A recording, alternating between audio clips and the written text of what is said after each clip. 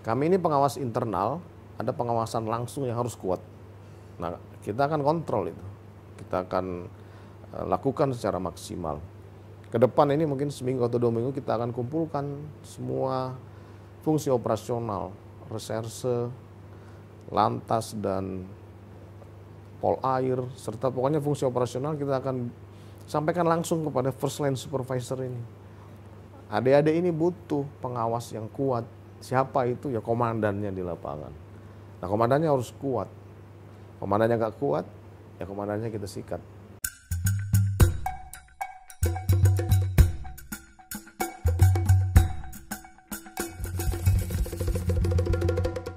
Halo, selamat siang, Vivanian. Saya sekarang berada di kantor Kepala Divisi Propam Polri, dan di sebelah kiri saya sekarang sedang ada Kepala Divisi Propam Polri, namanya Ferdi Sambo. Beliau pangkatnya Inspektur Jenderal Polisi, Jenderal Bintang 2 ya. Katanya termuda ya. Jenderal bintang termuda. Beliau ini kelahiran baru, Sulawesi Selatan, 9 Februari 1973. Ya. Lulusan Akademi Polisi, Akademi Kepolisian tahun 1994. Ya. Ya, usianya masih relatif muda ya. Ya. Masih 48 tahun. Tapi sebelum saya berbincang-bincang dengan sang jenderal, saya mau perkenalkan dulu ini profilnya ini. Saya mohon izin jenderal, saya kemarin mempelajari profil jenderal. Sebagian besar kader jenderal itu dari reserse, dari bawah semuanya reserse sampai atas reserse semua. Kalau mau diurut prestasinya sebenarnya banyak, cuman saya kemarin catat di antaranya bisa dibilang paling besar ya, yang membongkar jaringan teroris bom bunuh diri di kawasan Sarinah, Tamrin tahun 2016. Waktu itu beliau menjabat Wakil Direktur Reserse Kriminal Polda Metro Jaya. Berikutnya menjabat Kepala Subdirektorat 4 Direktorat Tindak Pidana Umum Bareskrim Polri. Kemudian berikutnya menjabat Direktur Tindak Pidana Umum Bareskrim Polri. Di antaranya yang tercatat adalah paling besar adalah mengungkap kasus perdagangan ribuan orang ke Timur Tengah, di antaranya Maroko, Arab Saudi, Suriah, dan Turki, dan seterusnya. Kemudian ini yang paling menyita perhatian publik adalah penangkapan buronan Joko Chandra, ditangkap di Malaysia tahun 2020. Setelah itu menangani kasus kebakaran gedung Kejaksaan Agung di Jakarta tahun 2020. Kemudian pengusutan skandal pelarian Joko Chandra yang waktu itu melibatkan beberapa petinggi Polri ya. Sejak tahun 2020, November 2020, beliau diangkat menjadi Kepala Divisi Profesi dan Pengamanan Polri. Terima kasih. Saya senang sekali berkesempatan mewawancarai beliau di ruangannya yang ya seperti inilah, nanti bisa dilihat sendiri. Seperti saya bilang tadi, Anda ini dari muda itu karirnya di bidang reserse. Kemudian sekarang diamanati jabatan sebagai Kepala Divisi Profesi dan Pengamanan Polri. Divisi ini nggak sementereng misalnya Bareskrim ya, Jenderal ya, yang di luar sana kok kelihatannya garang, sangar gitu ya, tukang nangkep orang gitu ya, Jenderal ya. Kemudian nggak sementereng juga Korlantas yang katanya yang konon banyak duitnya karena berhubungan dengan lalu lintas. Kemudian juga nggak begitu populer seperti Divisi Humas yang hampir tiap hari berurusan dengan wartawan, dengan pers ya, Jenderal ya. Nah, sementara latar belakang Anda ini reserse. Gitu. Anda bisa apa di divisi ini? Silakan. Terima kasih, Mas. Jadi tepatnya 360 hari saya menjabat sebagai Kepala Divisi Profesi Pengamanan Polri. Pada saat ditunjuk oleh Bapak Kapolri untuk menduduki posisi Kepala Divisi Propam ini, memang latar belakang karir saya ini 26 tahun di reserse. Kemudian pernah 2 kali menjabat Kapolres di Jawa Tengah. pada saat masuk memimpin divisi ini, saya kemudian mempelajari dan melihat tugas, wewenang, dan tanggung jawab dari divisi Propam. Setelah saya analisa, kemudian saya pelajari, saya melihat bahwa justru divisi Propam ini adalah yang menjadi brand ambasador Polri. Kenapa? Karena divisi Propam ini motonya itu garda terdepan penjaga citra Polri dan benteng terakhir pencari keadilan. Artinya bahwa divisi Propam ini paling depan di seluruh satuan kerja Polri untuk menjaga citra Polri. Kemudian divisi Propam ini juga menjadi garda benteng terakhir pencari keadilan. Jadi saya kemudian memberikan penjelasan kepada anggota bahwa divisi Propam ini sama dengan satuan kerja lain. Justru harus melebihi mereka. Bagaimana kami bisa menjadi garda terdepan dan menjaga citra Polri kalau Propam sendiri tidak bisa menjaga citra Propam itu. Dan bagaimana kemudian Propam ini bisa menjadi benteng terakhir pencari keadilan kalau Propam ini kemudian tidak melakukan hal-hal yang baik. Nah, dari situlah kemudian saya mengambil beberapa kebijakan di divisi Propam ini. Yang pertama, orang-orang yang masuk ke divisi Propam ini harus memiliki integritas, harus memiliki kompetensi, dan komitmen serta loyalitas kepada institusi. Karena ya tadi, garda terdepan dan benteng terakhir. Nah, itulah yang kemudian saya sampaikan, mungkin di luar ini belum populer karena kami menangani pelanggaran-pelanggaran internal, tapi justru divisi inilah yang kemudian yang paling depan untuk menjaga citra Polri dan benteng terakhir untuk orang-orang yang mencari keadilan. Nah, dari situlah kemudian saya sampaikan, memberikan semangat, spirit kepada anggota-anggota bahwa kita harus terus bisa menjadi garda terdepan. Kita harus mulai dari diri sendiri, ucapan, pikiran, dan perbuatan harus melebihi polisi-polisi yang lain. Harus bisa memberikan contoh. Makanya setelah banyak peristiwa-peristiwa yang kemudian viral itu, saya sampaikan kepada anggota divisi Propam dan Polda jajaran, tidak ada satu orang anggota Propam pun yang melakukan pelanggaran. Karena kita harus jadi contoh. Bagaimana kita akan menindak, menegakkan disiplin ke dalam kalau anggota Propam ini kemudian tidak berdisiplin lebih dahulu. Nah, jadi kalau misalnya disampaikan tadi oleh Mas bahwa divisi Propam ini tidak terkenal, ya mungkin karena kami melakukan penegakan hukum internal dan tidak terekspos gitu loh. Kita akan memperbaiki. Jadi kalau divisi Propam baik dalam menegakkan hukum internal, maka keluarnya juga pasti baik. Demikian mungkin, Mas. Baik, Jenderal. Itu pernyataan normatifnya ya, Jenderal. Iya. Tapi kenyataannya ya masih banyak juga pelanggaran yang dilakukan oleh anggota polisi. Iya. Saya mau flashback dulu, Jenderal ya. Komitmen Polri untuk mereformasi diri yang dicanangkan sejak tahun 98 ya. Sudah 23 tahun ya. Dicanangkan polisi mau mereformasi diri gitu. Tapi saya lihat dan publik bisa ngelihat sampai sekarang rasanya menurut saya belum banyak yang berubah dari polisi ya, Jenderal ya.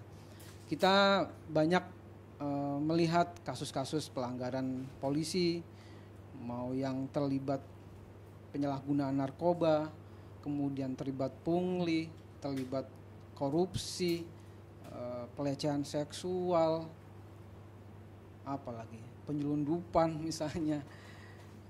Itu kasus-kasus yang lama yang udah ada sejak puluhan tahun lalu, ya, tapi sampai sekarang masih ada. Nah, apa langkah Jenderal untuk mewujudkan komitmen reformasi Polri itu agar polisi menjadi lebih profesional, lebih humanis. Ya. Terima kasih Mas. Jadi reformasi di tubuh Polri terus berjalan sampai dengan sekarang. Semenjak Bapak Kapolri menetapkan kebijakan transformasi menuju Polri yang presisi, itu ada 4 transformasi. Transformasi di bidang organisasi, operasional, pelayanan, dan pengawasan. Yang menjadi bagian dari kami adalah transformasi pengawasan. Di situ ada 4 program. Program penguatan peran pimpinan, kemudian program pengawasan internal, kemudian program pengaduan terintegrasi, serta pengawasan masyarakat. Nah, dari situlah kemudian Divisi Propam dan fungsi pengawas lain mengimplementasikan roadmap dari transformasi menuju Polri yang presisi. Nah, kalau tadi Mas mengatakan bahwa jumlah ataupun kejadian-kejadian yang terjadi yang viral di 1 bulan ini kemudian terus bertambah, kami bisa menyampaikan beberapa data kepada Mas bahwa di tahun 2020 memang angka pelanggaran disiplin, kode etik, dan pidana yang dilakukan oleh anggota Polri ini memang meningkat cukup signifikan. 50, 60, ada yang 100%. Nah, namun perlu juga dicatat dan data akan kami berikan kepada Mas bahwa di tahun 2021 ini secara kuantitas ini justru menurun. Pelanggaran kode etik menurun, pelanggaran disiplin menurun, dan pelanggaran pidana oleh anggota. Ini kita based on data. Jadi semuanya data kita kumpulkan di seluruh Indonesia. Nah, mungkin kemudian bertanya, kenapa masih banyak viral? Secara kuantitas memang jumlahnya menurun dengan beberapa strategi nanti akan saya jelaskan, tapi mungkin secara kualitas ini mengalami peningkatan karena kita kan di era disruption, teknologi yang sangat mudah diakses oleh siapa saja. Itulah kemudian menjadi tantangan dan masukan kepada kami di internal ini untuk membuka diri. Kalau ada peristiwa-peristiwa tersebut, kami juga sudah melaksanakan beberapa program untuk mempercepat proses pelaporan itu melalui beberapa aplikasi yang sudah ada dan bisa di-download oleh Mas. Ada namanya program Propam Presisi, itu di Android dan Apple itu bisa kita download sehingga cepat. Jadi sebenarnya tidak perlu di-upload di sosial media, itu bisa langsung dilaporkan kepada kami. Kita akan tindak lanjuti secara maksimal. Jadi kalau pelanggaran itu ada dari dulu memang ada, makanya implementasi dari program transformasi menuju Polri yang presisi dengan transformasi pengawasan yang menjadi bidang tugas kami sebagai salah satu pengawas internal, itu kemudian membuat bekerjasama dengan akademisi, membuat kajian, menganalisis kenapa sih anggota-anggota ini melakukan pelanggaran. Nah, dari situ kemudian muncullah beberapa hasil penelitian. Ada beberapa penyebab dari faktor individu anggota itu sendiri dan faktor organisasi. Nah, dari situlah kemudian kita menyusun beberapa upaya yang kemudian menyebabkan turunnya angka pelanggaran ini sebenarnya. Nah, terhadap kejadian-kejadian yang viral ataupun ramai di sosial media, kami berkomitmen bahwa ini harus kita lakukan penegakan hukum internal. Kalaupun itu melakukan pidana, kita akan pidanakan dan sampai pada pemberhentian dengan tidak hormat kepada anggota-anggota yang kemudian mencoreng nama institusi. Bisa Mas lihatlah bahwa kasus-kasus itu cepat kita atasin, kita cepat lakukan penegakan hukum. Strategi yang kita gunakan, yang kita laksanakan di Divisi Propam itu ada 4 strategi. Preemptif. Kita lakukan upaya-upaya preemptif. Itu terkait dengan bagaimana kemudian memunculkan atau meningkatkan kapabilitas anggota. Sehingga kalau anggota itu memiliki pengetahuan dan kemampuan yang bagus, dia tidak akan mungkin melanggar prosedur gitu. Kita lakukan upaya-upaya preventif, membuat SOP-SOP, kemudian mensosialisasikan kepada mereka. Kemudian upaya represif atau penegakan hukum internal secara keras dan tegas kepada anggota-anggota yang melanggar. Kemudian juga kita melakukan kerjasama dengan pengawas eksternal dan masyarakat untuk bisa membantu kita memperbaiki anggota-anggota yang masih ada melakukan pelanggaran yang kemudian mencoreng citra Polri gitu Mas. Jadi kalau secara kualitas mungkin di sebulan terakhir ini ya itu karena era description ini, digital extraction yang kemudian membuat orang semua mudah mengakses Mas. Tapi kita juga melakukan upaya-upaya untuk mendahului pelaporan dan viral itu dengan melaksanakan operasi cyber patrol terhadap perilaku-perilaku anggota. Jadi kalau ini memang ada yang muncul itu berarti bukan lepas dari pantauan tapi mungkin keburu viral. Sebenarnya banyak. Saya sudah perintahkan seluruh Polda untuk melakukan itu sehingga kalau ada terkait dengan perilaku anggota, terkait dengan masyarakat yang merasa dirugikan, kita harus cepat ambil alih, kemudian kita cepat lakukan penegakan hukum secara internal kalau memang anggota itu melakukan kesalahan. Mungkin demikian Mas. Baik Jenderal, maksud saya tadi sebenarnya mengarah pada saya sebenarnya ada pertanyaan lebih dalam lagi tentang jumlah pelanggaran itu ya. Oke. Tapi maksud saya ini masalah citra polisi yang sudah puluhan tahun dikumandangkan reformasi Polri, tapi masyarakat masih menganggap polisi belum banyak berubah gitu. Bahkan sekarang muncul tagar, mohon maaf ya Jenderal ya, tagar percuma lapor polisi. Jenderal pasti tahu itu. Gitu. Bukan berarti polisi semuanya buruk ya Jenderal ya. Saya juga kalau ada apa-apa juga lapornya sama polisi, ada kehilangan, ada kejahatan apa, saya juga lapor polisi. Cuman tagar ini mencerminkan pandangan publik ya, pandangan masyarakat bahwa polisi belum banyak berubah gitu loh. Benar nggak? Kalau saya sampaikan bahwa ini merupakan bagian dari otokritik yang harus kita terima gitu loh. Kalau masalah berubah, saya yakin banyak perubahan lah. Mulai dari sistem penerimaan, bisa dilihat lah bagaimana kemudian sistem ini dibuat untuk bisa menjaring masyarakat dan adik-adik untuk masuk polisi tanpa biaya. Kemudian dalam proses pelayanan itu sudah menggunakan digitalisasi. Saya kira sudah banyak perubahan. Nah, kalau dalam perubahan itu kemudian masih ada kekurangan-kekurangan, itu adalah bagian yang harus kita terima sebagai koreksi untuk lebih baik ke depan.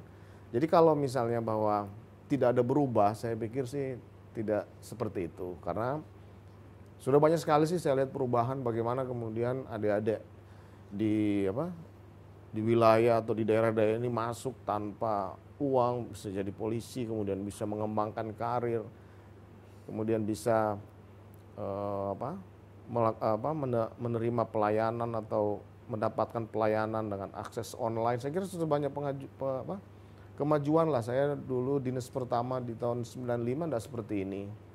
Dulu kita masih harus bayar dulu baru menerima laporan. Sekarang sudah nggak bisa. Sudah era keterbukaan, sudah susah. Nah, kalau dalam proses ini masih ada polisi-polisi yang tidak mau berubah, nah itu menjadi urusan saya. Artinya dia tidak mengikuti perkembangan teknologi dan perkembangan zaman. Hiduplah pada zamannya gitu loh. Nah, kalau ini ya tugas kami dan Bid Propam di wilayah. Nah, saya juga mau perlu sampaikan nih bahwa pengawasan yang kita lakukan ini ada 3. Jadi saya juga sering mendengar loh propamnya kok belum maksimal gini. Nah, pengawasan ini ada 3. Pengawasan internal. Nah, itu ada 3 fungsi di situ. Saya, Divisi Propam, Itwasum Polri, kemudian Biro Wasidik yang menangani masalah proses penyidikan. Nah, yang kedua ada pengawas eksternal. Komnas HAM, Kompolnas, Ombudsman, dan masyarakat itu sendiri, serta NGO atau LSM. Itu. Nah, pengawasan yang paling kuat adalah pengawasan yang dilakukan melekat oleh Ankum, atasan langsung dari anggota. Makanya kemudian pimpinan menyampaikan bahwa apabila ada pelanggaran yang dilakukan oleh anggota, maka 2 tingkat pimpinan di atasnya harus bertanggung jawab. Jadi kalau anggota di sebuah unit atau polsek atau polres melakukan pelanggaran, kita akan ke atas. Apakah Kanit mengecek atau sudah memberikan arahan dalam proses yang tidak sesuai prosedur itu. Nah setelah itu naik ke atas. Kanit Kasat, Kasat Kapolres. Nah ini bagian dari upaya pengawasan langsung yang dilakukan oleh pimpinan di unit-unit tersebut. First line supervisornya yang harus kuat di situ. Makanya kebijakan kami, kebijakan pimpinan bahwa pelanggaran-pelanggaran anggota ini harus kita lihat siapa yang harus bertanggung jawab untuk memperbaiki gitu. Jadi kalau Mas tadi bilang nggak ada perubahan, ya saya pikir banyak lah yang dilakukan perubahan itu. 20 tahun ini, 20 tahun lebih, saya pikir sudah banyak lah. Sudah sangat berubah lah. Saya juga ikut era sebelum 95 saya sudah berdinas di Jakarta. Sudah banyak sekali perubahan. Sekolah ini sudah sangat-sangat terbuka. Seleksi alam sudah berjalan gitu. Demikian, Mas. Saya ambil contoh kasus kecil ya. Sebulan lalu kalau nggak salah ya, itu ada kasus polisi pengamanan membanting mahasiswa di Tangerang ya. Saya sih nggak ada di situ ya, ya. Tapi saya bisa menduga bahwa ini mahasiswanya yang memprovokasi. Tapi yang saya mau catat adalah sepertinya kok begitu mudah polisi diprovokasi gitu, sampai sebegitunya. Saya pernah sih berurusan dengan polisi waktu demonstrasi gitu, cuman nggak sampai di smackdown begitu Jan. Nah, maksud saya begini, itu diprovokasi begitu aja udah nggak bisa menahan diri. Bagaimana dengan godaan-godaan yang lain, misalnya godaan uang dan lain-lain gitu. Gimana Jan? Apakah yang pengamanan gitu nggak dilatih untuk pengendalian diri, mau diprovokasi kayak gimana tenang gitu? Jadi sebenarnya dari lembaga pendidikan itu sudah disampaikan, dan di tahun ini juga sudah ada 4 modul yang baru dibuat, yang sudah dibuat, kemudian untuk memperkuat beberapa kurikulum sebelumnya, bagaimana kemudian wawasan kebangsaan, penguasaan terhadap hak asasi manusia dan teknik serta taktik dalam pelaksanaan tugas ini sebenarnya sudah dari lembaga pendidikan. Kemudian dia masuk ke fungsi ini sudah ada, sudah dilatihkan. Kemudian bagaimana kemudian pelaksanaan tugasnya juga ini sebenarnya sudah maksimal kita lakukan. Nah terkait dengan kejadian itu ya pastinya komandan lapangan harus bertanggung jawab. Yang tadi saya bilang, pengawasan melekat oleh atasan langsung di lokasi. Kalau atasan langsungnya itu melakukan upaya-upaya maksimal dalam mengontrol, saya yakin tidak akan terjadi. Makanya kita naikkan ke atas. Siapa penanggung jawab lapangan, siapa yang bertanggung jawab terhadap peristiwa-peristiwa itu. Nah ini memang masukan kepada kita. Saya sudah sampaikan bahwa semua sudah kita latihkan, semua sudah ada di kurikulum. Tergantung bagaimana kemudian integritas dan kecintaan dia kepada institusi. Nah ini yang harus kita terus bangun. Makanya saya sampaikan bahwa reformasi Polri belum berakhir, masih terus berjalan. Kita harus perbaiki.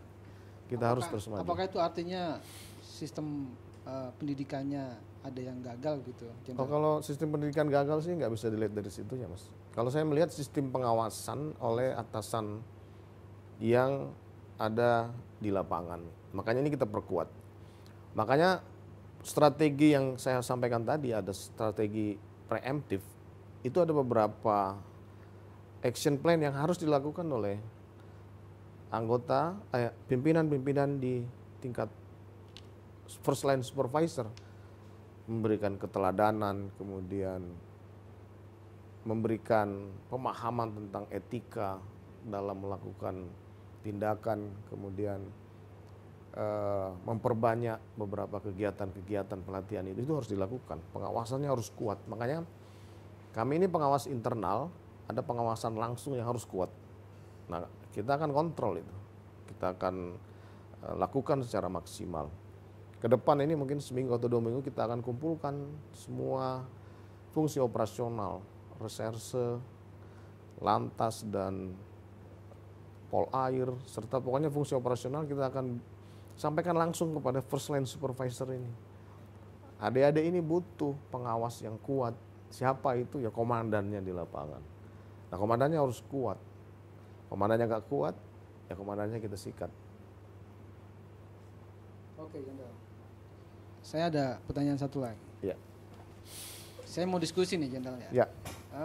Saya pernah baca buku karya Jared Diamond. Ya. Di situ diantaranya dia menjelaskan tentang negara di Finlandia, terutama polisinya. Ya. Di situ dijelaskan pada periode tahun sekian saya lupa tahunnya waktu itu. Katanya itu polisi Finlandia itu nggak meletuskan satupun peluru tembakan. Saya nggak tahu ini benar apa enggak gitu. Tapi seandainya memang benar, itu bisa menunjukkan bahwa kepolisian di sana lebih mengutamakan pendekatan persuasif, bukan pendekatan represif atau otot gitu ya. Memang nggak bisa dibandingkan dengan di Indonesia yang negara besar ya. Tapi mungkin kita bisa mencontoh pendekatan-pendekatan seperti itu. Tapi saya lihat kalau di Indonesia sepertinya, mohon dikoreksi ya Jenderal ya, sepertinya polisi di sini masih suka menghambur-hamburkan peluru ya Jenderal ya. Ya, kan harus dilihat gitu ya, harus kasuistis. Kalau kita lihat bagaimana, kan sudah ada SOP-nya ini. Kapan dia harus mengeluarkan tembakan, kapan dia harus melakukan tindakan-tindakan terhadap pelaku anarkis, itu sudah ada tahapannya, ada perkapnya itu. Nah, ini harus kita maksimalkan memang pengawasan di lapangan. Saya sudah kasih ambil contoh nih, kejadian penembakan di Luwu Utara, monitor kan, bagaimana kemudian anggota di lapangan ini mengeluarkan tembakan, kemudian melukai masyarakat itu. Nah, kita proses semua, copot kapolresnya, kasatnya copot gitu. Kenapa? Karena dia tidak melakukan pengawasan. Proses penegakan hukum secara keras ini sudah ada aturannya dia. Kapan dia harus nembak peringatan, kapan harus ini.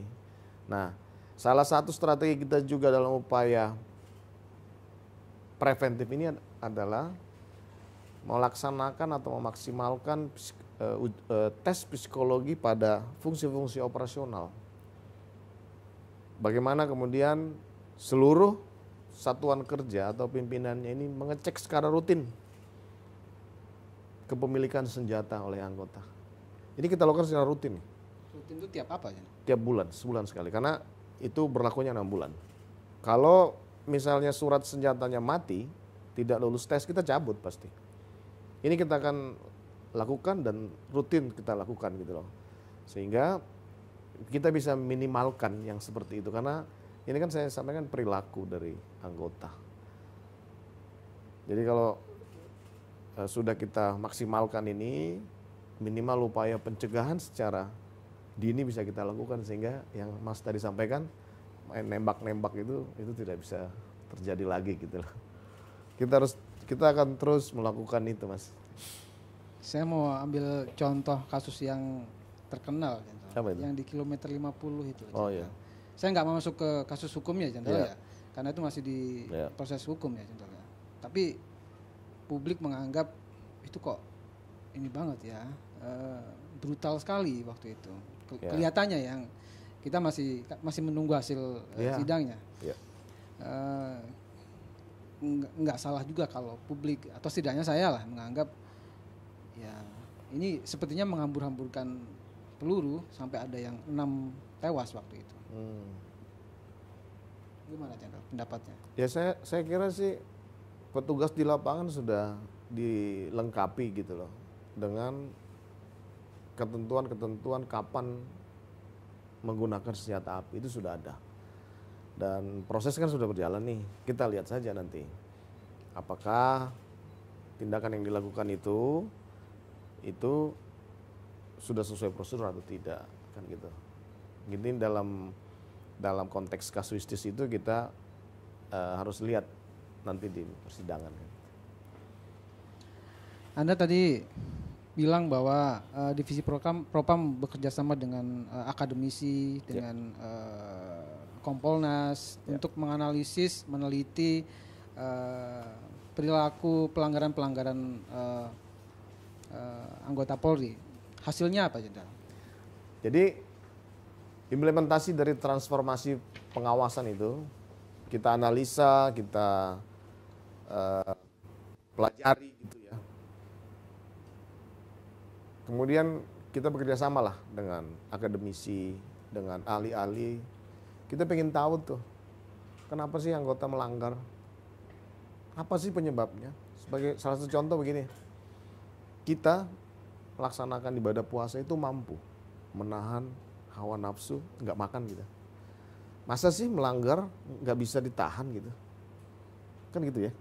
Itu yang kemudian melatar belakangi saya dan tim untuk kita coba deh teliti. Akhirnya kita melakukan penelitian dengan metode penelitian kualitatif dan kuantitatif dengan akademisi itu, dengan sampel 428 pelanggar yang melanggar nih, polisi semua. Kenapa sih lu melanggar gitu? Kita tanyakan dong. Nah dari situ kemudian ketemulah dua penyebab tadi, faktor individunya dan faktor organisasi. Nah faktor individu itu yang pertama masalah ideologinya, masalah terkait dengan kecintaan dia kepada institusi Polri, kepada Pancasila, kan gitu. Ideologinya dia nih. Ya, itu yang kemudian menjadi penyebab. Kemudian yang kedua masalah spiritualnya, kehidupan rohaninya dia. Ini berdasarkan penelitian ya. Kemudian yang ketiga masalah komunitas lingkungannya dia. Ini cukup mempengaruhi juga mereka melakukan pelanggaran gitu loh. Nah, tadi masalah ideologi kenapa mereka melanggar? Ya karena ya tadi tuh. Kalau kita yakin bahwa kita akan dapat pahala melakukan ibadah puasa, kita akan tahan hawa nafsu kita untuk makan. Nah, harusnya sih dia begitu. Kalau dia cinta dengan polisian, dia memahami Pancasila dengan benar, saya yakin dia tidak akan melanggar. Nah, ini yang kemudian kita lakukan upaya-upaya yang tadi untuk memitigasi penyebabnya itu. Oke, berarti yang melanggar berarti nggak cinta dengan Polri? Bukan tidak cinta sebenarnya. Ada yang terlupakan gitu, yang harus kita tanamkan terus. Kan begitu ya. Ini kan proses gitu loh. Ini harus kita, makanya saya sampaikan tadi ada strategi-strategi yang harus kita lakukan gitu loh. Bagaimana kemudian memberikan pembinaan etika secara rutin kepada mereka, pembinaan rohani, kemudian melakukan pengawasan terhadap anggota-anggota komunitasnya seperti apa sih gitu loh. Itu yang upaya korban. Sehingga jadi catatan 2021 turun loh. Itu kita lakukan di awal tahun gitu Mas. Secara kuantitatif. Tapi saya tidak menampik bahwa tetap ada yang Mas bilang tadi. Ya saya itu bagian dari koreksi dan kita harus terima kan begitu ya. Kalau komunitas pengaruhnya gimana? Jadi contoh begini, dia hidup di lingkungan narkoba. Ya toh? Dia pasti akan menggunakan narkoba. Kalau nggak kuat tadi, tidak kuat spiritualnya, ideologinya nggak kuat gitu loh. Nah ini. Kita lakukan upaya preemptif, pencegahan dini, upaya pencegahan, penegakan sampai pada penegakan hukum. Kalau nggak bisa lagi kita perbaiki gitu. Nah, kalau polisi yang tugasnya di reserse yang tiap hari berurusan dengan pengedar bandar narkoba, bagaimana itu? Ya itu kan tantangan juga buat mereka. Ya harus kita perkuat, makanya saya bilang tadi harus jadi teladan komandannya itu, harus ngecek terus, harus berikan siraman rohani. Kita di Propam juga seminggu sekali itu kita lakukan, meskipun dengan Zoom, untuk terus ingatkan gitu loh, bahwa lu punya Tuhan, lu jangan melanggar gitu loh. Lu punya polisi nih, polisi sudah berikan kamu penghargaan, kewenangan, kau jangan sia-siakan gitu loh. Itu sepertinya tindakan yang apa ya, bergantung sepenuhnya pada individu pimpinan. Makanya kan Pak Kapolri di acara Sesmim itu menyampaikan itu, keteladanan dan pengawasan yang kuat harus dimiliki oleh pimpinan-pimpinan di wilayah gitu loh. Karena kan misalnya komunitas tadi, dia bergaul, kita bisa ngawasin nggak? Dia misalnya masuk kembali ke rumah, kembali ke teman-temannya, kita kan nggak bisa ngawasin. Caranya begitu masuk kerja, kita cek urin. Yang dicurigai gitu, cek urin, dapat, tarik dari operasional, pindahkan ke staf, proses dia, gitu. Kita lakukan terus loh, pokoknya kita berkomitmen bahwa reformasi terus masih berjalan. Kita atau saya sebagai bagian dari Polri ini terus akan memaksimalkan itu, Mas. Ya. Saya mau kembali tadi masalah bagaimana kalau misalnya ada polisi yang tugasnya memang berhubungan dengan narkoba, dengan miras misalnya. Izin Jenderal, saya ada cerita. Saya background, latar belakang saya wartawan. Ada rahasia umum Jenderal ya. Sebagian polisi, ada polisi yang nakal juga, yang misalnya penggerbekan narkoba misalnya gitu ya, yang digelar, yang disampaikan, yang difoto, yang disyuting di TV itu ya mungkin sebagian besar ya Jenderal ya. Tapi sebagian kecil ada yang diambil sendiri gitu. Anda memungkiri nggak itu atau mengiyakan ada yang begitu? Oh tidak, Enggak. tidak. Saya memimpin tim Satgasus Polri 1,2 ton di depan mata itu. Tapi saya sampaikan, pengawasan pada saat mengamankan barang bukti, saya turun langsung. Kamu awasin, hitung satu-satu, awasin provos. Pada saat pemusnahan, kotak-kotaknya kau lihat bener, jangan sampai miss. Nah kalau misalnya ada contoh gitu ya, di Sumatera Utara, dia gelapkan, ya memang pengawasannya nggak benar berarti. Dan anggotanya yang kurang ajar, pecat, proses gitu loh. Makanya saya, itu bukan kecil-kecil, 1,2 ton, kemudian 1,3 ton loh saya pimpin di Aceh itu. Clear kok, sampai masuk ke pemusnahan. Nah, itu yang saya bilang, bagaimana kemudian leadership dari pemimpin-pemimpin di lapangan ini harus kuat dan keras untuk hal-hal seperti itu. Nah itu Jenderal, kalau waktu diambil, disita, mungkin udah dicatat ya Jenderal ya, ditimbang, dicatat semuanya gitu. Nah waktu penggerbekan siapa yang tahu? Kan turun langsung. Saya turun langsung loh di Aceh, Mas. Satu kapal itu, 1,2 ton loh. Ngiler kalau pengedar itu. Tapi karena kita kawal terus, APP yang kuat dan keras kepada anggota, jangan kau main-main. Kalau saya selesaikan kalau ada main-main dengan barang bukti. Itu, waduh banyak sekali Mas. 400 di Banten, 500 di Sukabumi. Clear kok. Oke, itu Anda. Kalau anak buah Anda di bawah, yang Kan di saya pelosok-pelosok, ngawasin. yang di pelosok-pelosok bagaimana? Nah Dijamin? kalau yang di pelosok, yang saya bilang tadi makanya harus kuat dari komandan-komandan lapangannya. Selain mengawasi proses itu juga ya tadi membangun kecintaan dia. Itu kan membangun ideologi untuk cinta kepada ini kan harus kita lakukan terus gitu loh. Kan sering-sering hilap. Mas juga kan sering hilap kan? Gitu? Ya namanya juga manusia. Tapi hilapnya jangan keterusan. Keterusan kita sikat. Ya itu Jenderal. Ya. Sebenarnya masih ada Ya, anggapan seperti itu dan kenyataannya memang masih ada sebenarnya. Saya lihat sih dari laporan kita hanya sebagian kecil lah, nggak terlalu banyak itu. Saya bisa kan di sini semua pelaporan lengkap gitu. Di tahun ini ada di Medan itu gelapkan barang bukti, ya udah gampang kok, langsung hajar semua. Yang lain juga clear kok. Ya terhadap polisi-polisi nakal yang seperti itu, saya pastikan bahwa kita akan tegas dan keras untuk memecat yang bersangkutan. Jangankan itu, Kapolsek Astana Anyar saja, saya rekomendasikan PTDH. Kapolsek itu nangkap, make PTDH sama anggotanya. Jadi nggak usah ragu-ragu. Itu waktu itu barangnya beli apa ngambil dari barang bukti? Ya kan Anda sudah tahu ceritanya seperti apa kan. Yang jelas proses sudah kita lakukan gitu. Oke. PTDH. Jenderal, saya tadi malam riset ya, tentang penurunan jumlah pelanggaran. Ya. Saya mencatat nih, Jenderal ya. Di antaranya nih satu, kasus polisi membanting mahasiswa di Tangerang. Kemudian pedagang di Medan dianiaya malah dijadiin tersangka. Kemudian polisi jadi maling mobil di Bandar Lampung. Ya. Kemudian Kapolsek di Bandung pesta narkoba. Kemudian polisi mencabuli istri tersangka di Deli Serdang. Kemudian Kapolres Nunukan menganiaya anak buah.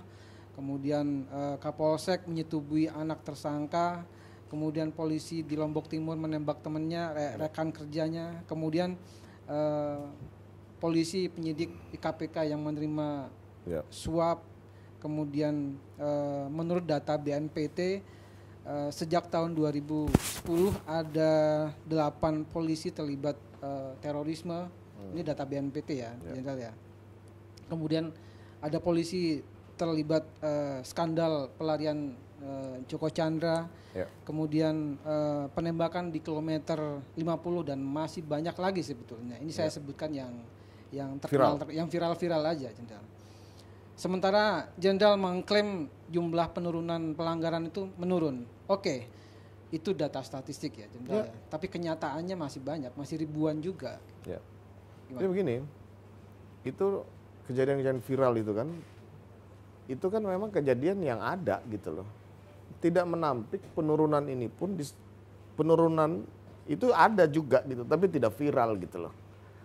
Jadi kalau misalnya itu yang kemudian menjadi ukuran bahwa meningkat, ya meningkat dalam hal terkait dengan ekspos masyarakat gitu loh. Tapi kalau data kan seperti ini, saya nggak bisa bohongin ini data. Kita based on data gitu loh. Nah, secara kuantitas memang menurun, tapi kualitasnya karena era digital description itulah yang kemudian menjadi seperti sangat besar gitu loh. Tapi kan datanya seperti itu. Maling mobil sebelumnya juga ada, udah ditindak dan menjadi catatan buat Mas bahwa yang Anda sebutkan tadi ini semua sudah kita selesaikan. Ada lagi, selesaikan lagi. Hanya 0,01% dari jumlah personil kita, 400.000 itu. Yang kayak begitu tadi tuh. Ya masa kita mau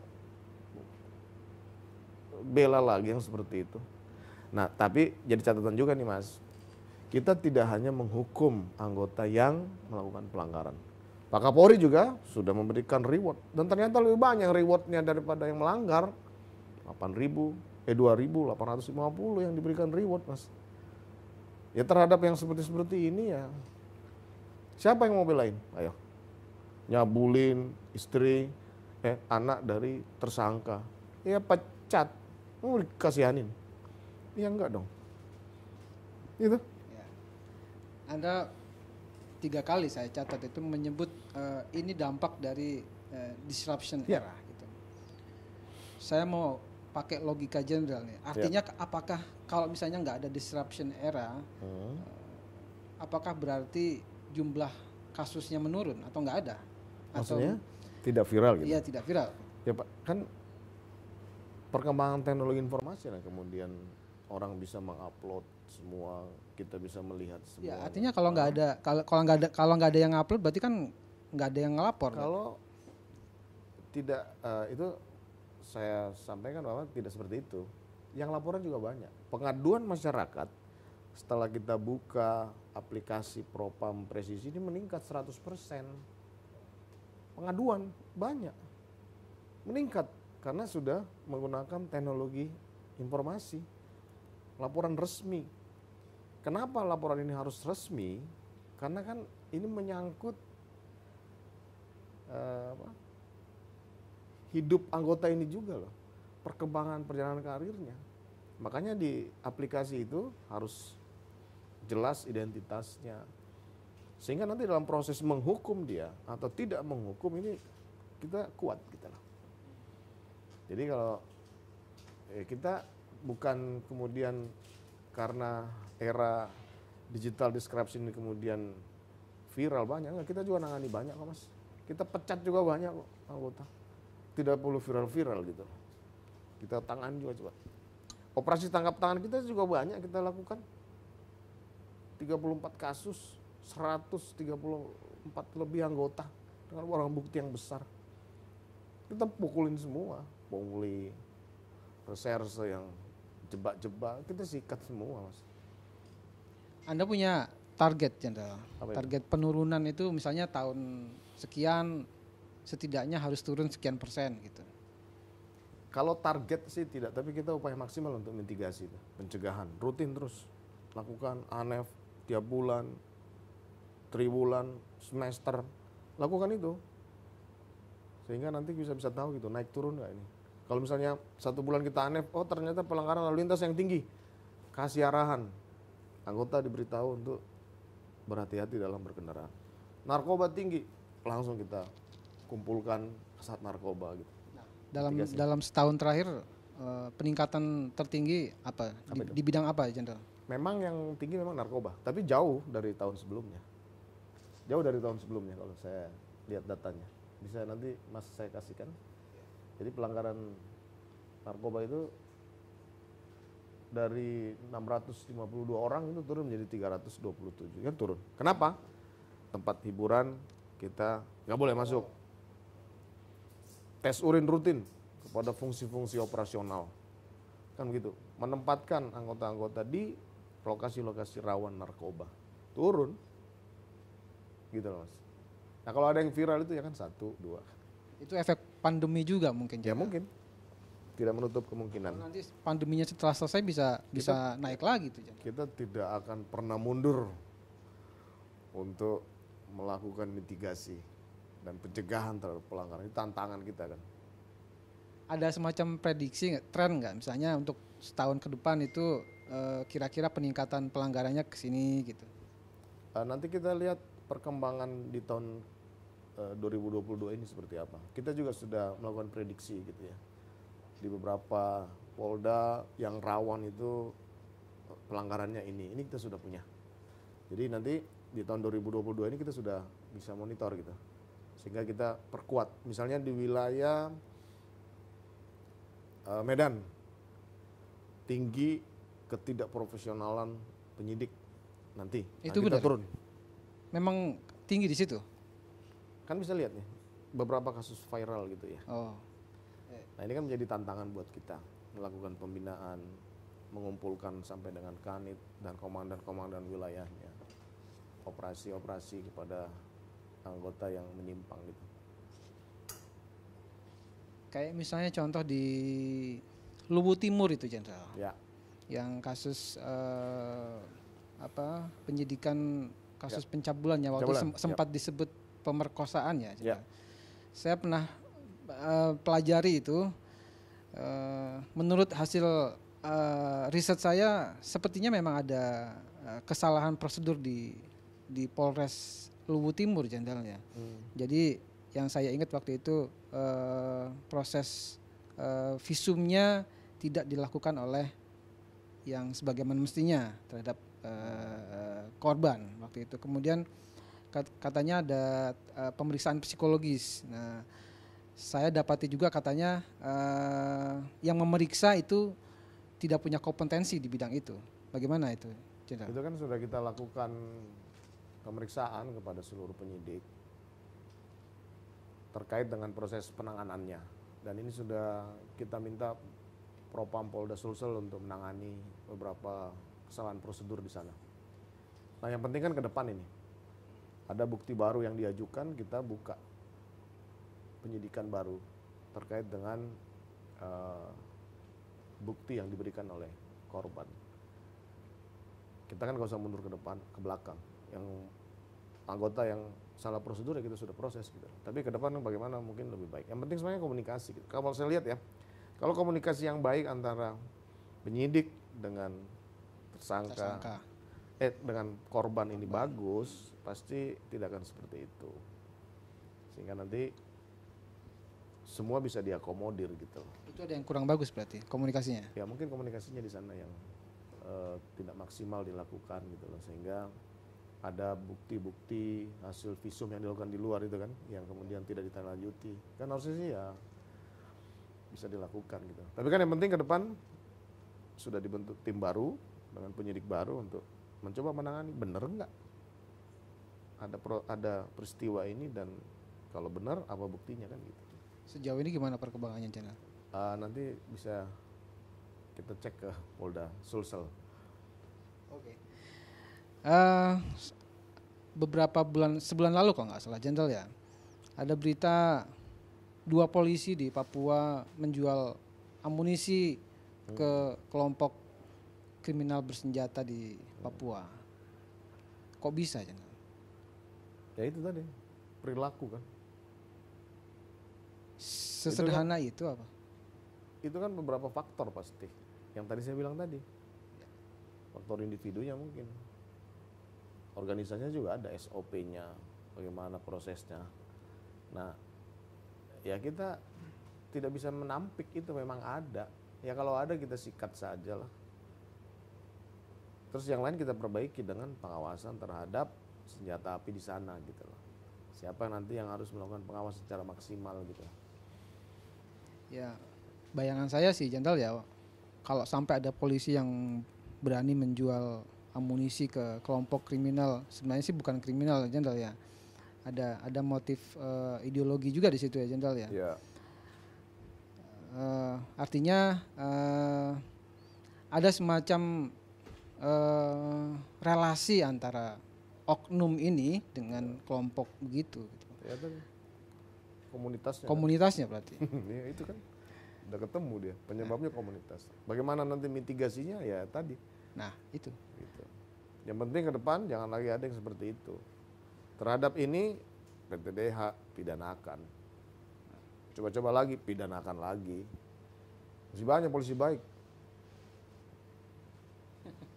Ya kan? Ya. Kasus Irjen Napoleon, Jenderal. Itu kan pras. udah ya dengan pas. Ya. Yang kasasinya udah ditolak. Ya. Gimana kelanjutannya? Ya. Jadi setelah kasasi Irjen Pol NB dan PU sudah selesai, kami sedang mengajukan ke Bapak Kapolri untuk membentukan sidang Komisi Kode Etik Profesi, sehingga nanti bisa kita segera lakukan persidangan terhadap yang bersangkutan setelah dibentuk sidang komisi oleh Pak Kapolri. Nanti surat perintahnya dari Pak Kapolri. Kapan itu kira-kira, Jenderal? Ini secepatnya, nanti kita lihat perkembangan, karena beliau kan juga di sini. Kita ngelihatnya kok agak lama, Jenderal. Enggak lah, kan baru terima putusannya. Karena yang menyidangkan ini kan harus satu tingkat di atas terduga pelanggar, jadi harus bintang 3. Saya juga pasti akan jadi ikut sidang komisinya gitu. Mengenai AKP Robin, mantan penyidik KPK, kan masih diproses di persidangan sana. Setelah itu kita akan proses juga kode etiknya. Saya kira cukup wawancaranya, ngobrol-ngobrol santai dengan Inspektur Jenderal Verdi Sambo. Sebenarnya masih banyak hal yang perlu saya tanyakan, gitu ya. Cuman beliau agak sibuk sebenarnya, jadi waktunya terbatas, jadi ya mohon maaf gitu ya. Tapi terima kasih atas kesempatan berharganya Jenderal ya. Iya, Saya senang sekali bisa bertemu dengan Jenderal. Ya. Ini juga mungkin menjawab pertanyaan publik ya tentang yang viral-viral dalam beberapa bulan terakhir. Mudah-mudahan obrolan ini bisa menjawab keresahan publik ya, dan saya mendoakan, saya support Jenderal untuk memperbaiki institusi Polri dan mudah-mudahan cita-cita atau komitmen reformasi Polri itu bisa segera terwujud gitu ya, dan mudah-mudahan juga nggak ada lagi tagar percuma lapor polisi gitu ya, atau nanti diubah bagus lapor polisi gitu. Setuju. Baik, begitu Vivanian ngobrolan saya dengan Jenderal Inspektur Jenderal Polisi Ferdy Sambo. Terima kasih. Selamat siang. Selamat siang. Terima kasih.